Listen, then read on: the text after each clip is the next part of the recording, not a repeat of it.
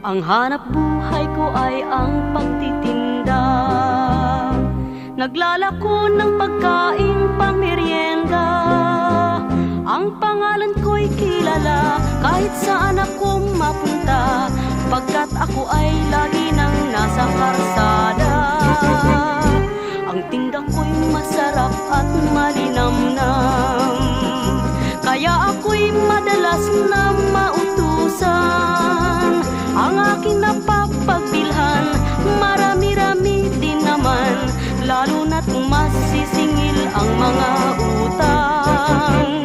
May kala, may kinatan, tutumay at palitaw, may bibingkang galapong, at kung minsan meron mahablangkong kay sarap, paborito ng lahat at ang